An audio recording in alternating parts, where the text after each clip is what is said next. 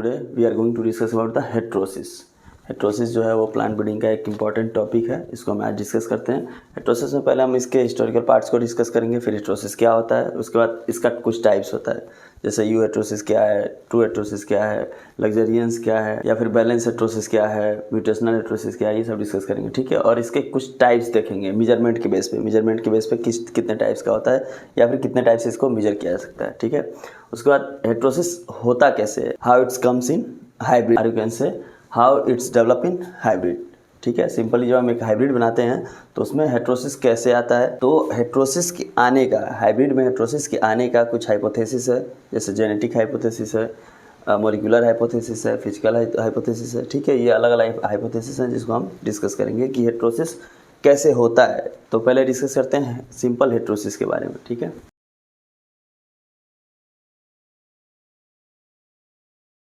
अगर हम हेट्रोसिस की बात करें, सिर्फ हेट्रोसिस की बात करें, ठीक है, it was first observed by Koelreuter in 1673।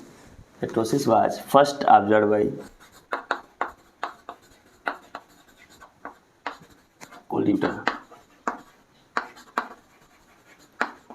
इन 1673, यानी सबसे पहले हेट्रोसिस को किसने ऑब्जर्व किया था, कोल्यूटर ने, इन 1673 में सबसे पहले आर्टिफिशियल क्रॉस बनना है स्टार्ट हुआ, ठीक है। यानी साइंटिस्ट जो है वो आर्टिफिशियल क्रॉस बनाना स्टार्ट किया, यानी दो जेनेटिकली डिफरेंट स्पेसीज के बीच, या कह सकते हैं वैरायटी के बीच क्रॉस कराना स्टार्ट किए, ठीक है। उस दौरान, उस क्रॉस के दौरान आप कह सकते हैं कि हाइब्रिड बनने के दौरान कुछ ऐसे अनएक्सपेक्टेड रिजल्ट दिखे जिनको एज ए हाइब्रिड विगर कह सकते हैं, क्योंकि उस समय हेट्रोसिस नाम नहीं दिया गया था। उस अनएक्सपेक्टेड परफॉर्मेंस को नोट तो किया गया, ऑब्जर्व किया गया, लेकिन उसको नाम नहीं दिया गया था, ठीक है। तो ये जो अनएक्सपेक्टेड परफॉर्मेंस है, इसको कोल्यूटर ने सबसे पहले नोट किया था 1673 में, देन डार्विन्स इन 1876 में, then Darwin also reported in, Darwin कह सकते हैं इन 1876, ठीक है, इन सेवरल वेजिटेबल क्रॉप्स, ठीक है। यानी जो ऑब्जर्वेशन नोट किए थे कोल्यूटर ने ड्यूरिंग 1673, ठीक है, उससे रिलेटेड कुछ ऑब्जर्वेशन ये भी रिपोर्ट किए, कुछ अनएक्सपेक्टेड हाइब्रिड का परफॉर्मेंस नोट किए, ठीक है। लेकिन डार्विन ने भी इसको कोई नाम नहीं दिया था। सिंपल उस समय का कंसेप्ट था कि हाइब्रिड विगरस है, यानी पेरेंट से अच्छा है, पेरेंट से सुपीरियर है, तो ये क्या है, हाइब्रिड विगरस है, ठीक है, यानी इसमें विगर ज़्यादा है, हेल्थ ज़्यादा है, ठीक है। तो ये अनएक्सपेक्टेड परफॉर्मेंस क्या था, जैसे इसको एक एग्जाम्पल द्वारा समझते हैं। जैसे मान लीजिए कोई दो पेरेंट हैं, पेरेंट ए और पेरेंट बी, पेरेंट ए की जीनोम और बी की जीनोम। इसको समझने के लिए कोई एक इसका कैरेक्टर ले लीजिए, यील्ड का एक कैरेक्टर लीजिए। मान लीजिए ए का परफॉर्मेंस है 10 kg, बी का परफॉर्मेंस है 4 kg। अब ए का परफॉर्मेंस 10 kg है, बी का परफॉर्मेंस 4 kg है। अगर हम इन दोनों पेरेंट्स को मिला के हाइब्रिड तैयार करते हैं तो हमारे एक्सपेक्टेशंस क्या हो सकते हैं, यानी एक स्केल क्या हो सकता है इसके परफॉर्मेंस का, इसके F1 के परफॉर्मेंस का। F1 कितना प्रोडक्शन दे सकता है, कितना हम सोच सकते हैं, 10 के आसपास या 4 के आसपास, यही तो दोनों को मिक्स करेंगे तो हम एक स्केल तैयार करते हैं। जैसे इनका एक एक्सपेक्टेड यील्ड क्या हो सकता है, मान लीजिए ये 10 kg के आसपास हो सकता है, 9 kg, अगर कम हुआ तो 8 kg, 7, 6, 5, 4, ये आसपास हो सकता है। ये हमारा एक्सपेक्टेड स्केल है, यानी इन दोनों के बीच हम हाइब्रिड अगर बनाते हैं तो अगर हाइब्रिड बनने के बाद अगर बी का परफॉर्मेंस अच्छा होता है, यानी बी पेरेंट्स के जीन अगर डोमिनेंट होते हैं तो परफॉर्मेंस बी की तरफ जाएगा, यानी यील्ड का जो रेशियो है वो बी की तरफ जाएगा। अगर ए के जीनोम डोमिनेंट होते हैं तो परफॉर्मेंस क्या आ जाएगा, ए की तरफ जाएगा। अगर इन दोनों में से कोई भी डोमिनेंट नहीं होता है, अगर दोनों पेरेंट डोमिनेंट नहीं होते हैं तो परफॉर्मेंस क्या आ गया, मीड पेरेंट की तरफ, मीड वैल्यू आएगा, ये होगा मीड वैल्यू, ठीक है। अगर इन दोनों के दोनों में हाइब्रिडाइजेशन करते हैं तो ए और बी, अगर ए जीनोम भी डोमिनेंट नहीं हुआ, बी जीनोम भी डोमिनेंट नहीं हुआ, तो वैल्यू कितना हो गया, इन दोनों के मीड का वैल्यू हुआ है, ठीक है। यानी अगर ये वैल्यू आ रहा है तो इसका मतलब क्या है, ये दोनों डोमिनेंट नहीं है, यानी इस कंडीशन में यहाँ पे होगा नो डोमिनेंट,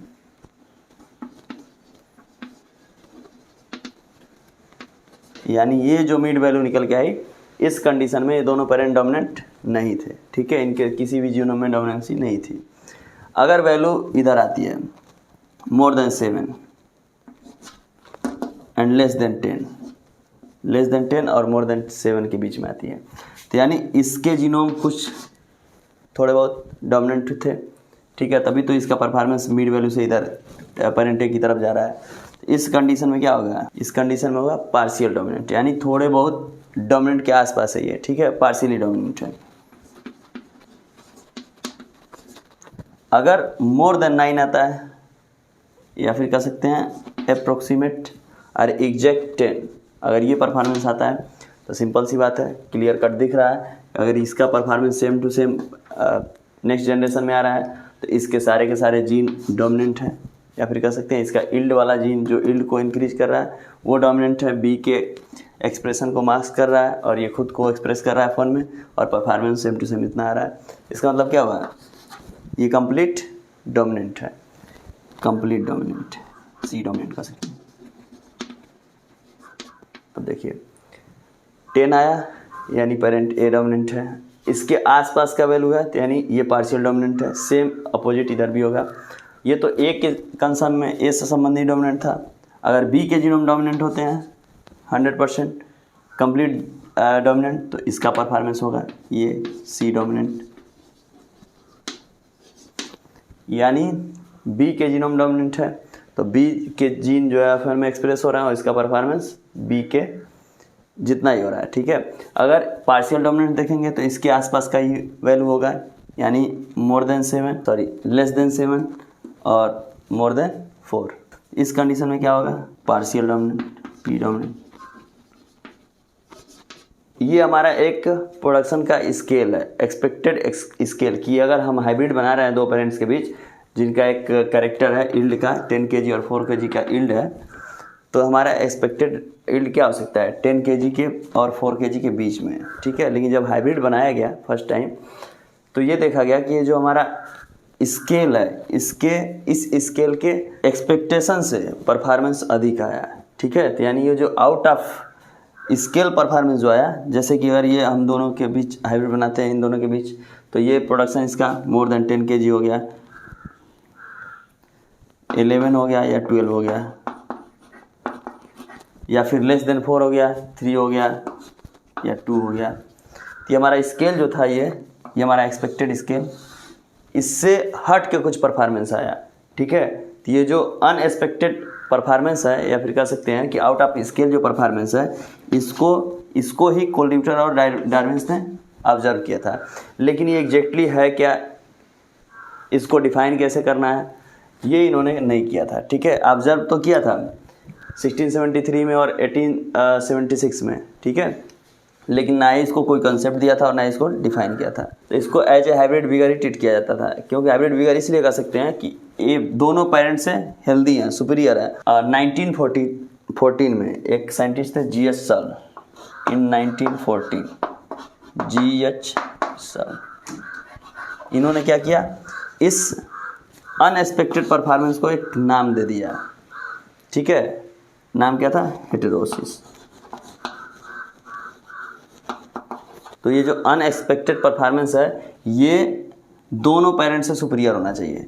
10 kg से अधिक का परफॉर्मेंस तो सुपीरियर है, लेकिन 4 kg से कम है तो ये सुपीरियर तो नहीं होगा।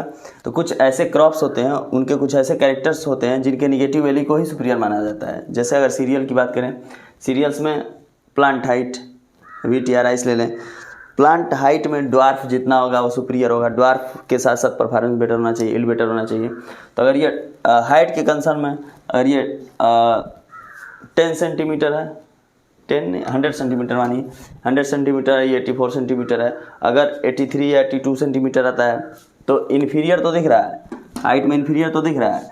लेकिन चूंकि हाइट की बात है, ड्वार्फ नेचर का जो प्लांट होता है उसका परफॉर्मेंस अच्छा माना जाता है क्योंकि उसमें लॉजिंग नहीं होती है, तो उस कंडीशन में ये क्या होगा, सुपीरियर माना जाएगा।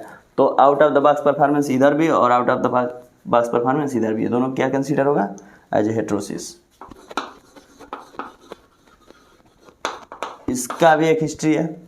ये नेगेटिव परफॉर्मेंस को कब कंसीडर किया जाने लगा, अभी हम इस पर डिस्कस करेंगे। तो 1914 में जब जीएसएल ने इसको नाम दे दिया हेट्रोसिस, तो इसको डिफाइन भी किया है। ठीक है, डिफाइन कैसे किया जीएसएल 1914 में? Heterosis can be define as superiority of, heterosis can be define as superiority of F1 hybrid over both its parents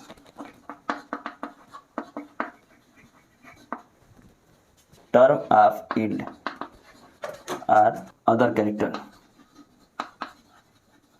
यानी yield के रिगार्डिंग या फिर किसी अदर कैरेक्टर्स के रिगार्डिंग अगर ये हमारा F1 हाइब्रिड सुपीरियर है ओवर बोथ द पेरेंट, यानी इन दोनों पेरेंट से सुपीरियर है, तो क्या होगा, उस कंडीशन में इसको एज ए हेट्रोसिस कंसीडर किया जाएगा, इसको हेट्रोसिस बोला जाएगा। यानी इसमें जो परफॉर्मेंस है उस परफॉर्मेंस को, उस कैरेक्टर के परफॉर्मेंस को हम हेट्रोसिस बोलेंगे। ठीक है, अब देखिए अभी तक तो जीएसएल के अकॉर्डिंग ये सुपीरियरिटी सिर्फ कंसीडर किया जा रहा है हेट्रोसिस, लेकिन एक साइंटिस्ट थे पावर्स, जिन्होंने 1944 में सजेस्ट किया कि ये जो सुपीरियरिटी है सिर्फ इसी को कंसीडर ना करके इसकी इन्फीरियरिटी को भी कंसीडर किया जाए एज ए हेट्रोसिस। क्यों? क्योंकि कुछ कैरेक्टर ऐसे हैं जिनके निगेटिव वैल्यू को भी हम सुपीरियर मानते हैं। इन 1944 powers suggested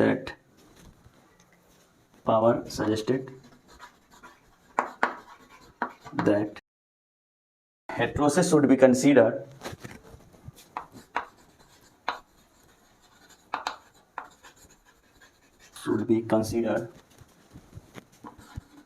only when the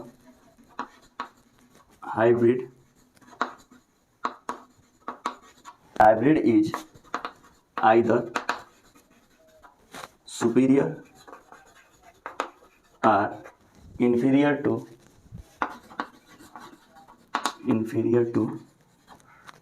both its parent। यानी जीएसएल ने जब कहा था 1914 में कि सुपीरियरिटी ऑफ द F1, यानी ये F1 का सुपीरियरिटी, अगर सिर्फ यील्ड की बात करें तो सुपीरियरिटी क्या होगी, सिर्फ एक इस पेरेंट से अधिक, इसको ही हम हेट्रोसिस कंसीडर करेंगे। लेकिन 1944 में पावर ने क्या कहा, ये जो इन्फीरियरिटी है इसको भी कंसीडर करना चाहिए एज ए हेट्रोसिस। क्यों? क्योंकि ऐसे कैरेक्टर्स होते हैं जिनके नेगेटिव वैल्यू को भी हम सुपीरियर मानते हैं।